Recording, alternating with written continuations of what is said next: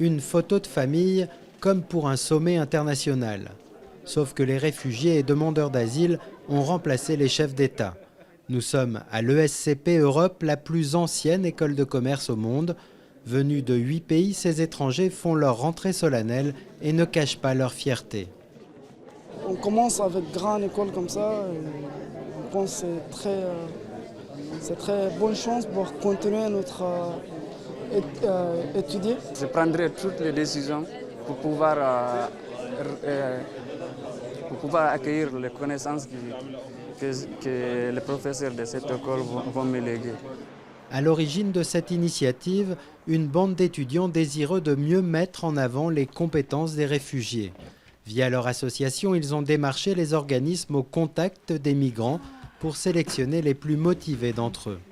C'est des personnes aussi qui ont toutes une conscience, et ça c'est ce contre quoi on essaie de lutter, très péjoratif d'eux-mêmes, et aussi une sorte de ressenti, un déclassement automatiquement accepté.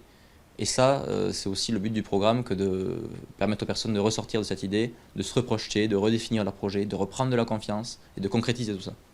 Pendant près de 6 mois, ces nouveaux étudiants auront droit gratuitement à un accompagnement personnalisé et à 21 heures de cours par semaine.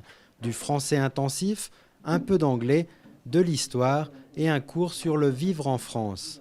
C'est intéressant ensemble de regarder ce qui a pu vous étonner, surprendre, choquer, amuser. Et les réponses sont parfois étonnantes, comme pour ce petit-fils de tirailleurs sénégalais. Lorsque j'étais au pays, quand on parle de la France, j'ai fait allusion directement de la colonisation. Mais depuis que je suis arrivé, j'ai vu vraiment il y a le social en France d'abord. Les gens certains sont sociaux. Mais malgré sa bonne volonté, ce professeur bénévole sait que rien n'est gagné pour ces anciens migrants. Ils sont là depuis un certain temps, souvent 1 an, 2 ans, ils ne travaillent pas, il faut qu'ils s'occupent, ils se rendent bien compte que le marché du travail est très très difficile, donc ils sont à la recherche d'un peu tout, ils sont à la recherche de toutes les... C'est un peu ici, j'imagine, le programme Blintegrad, c'est un peu une branche à laquelle ils se raccrochent. Après l'ESCP qui accueille cette année sa 2e promotion de réfugiés, 3 autres établissements ont rejoint l'initiative, Sciences Po, l'ESSEC et l'Institut catholique de Paris, une centaine d'élèves au total. D'ici fin 2007, l'association et ses 300 bénévoles espèrent développer ces programmes dans 4 autres pays.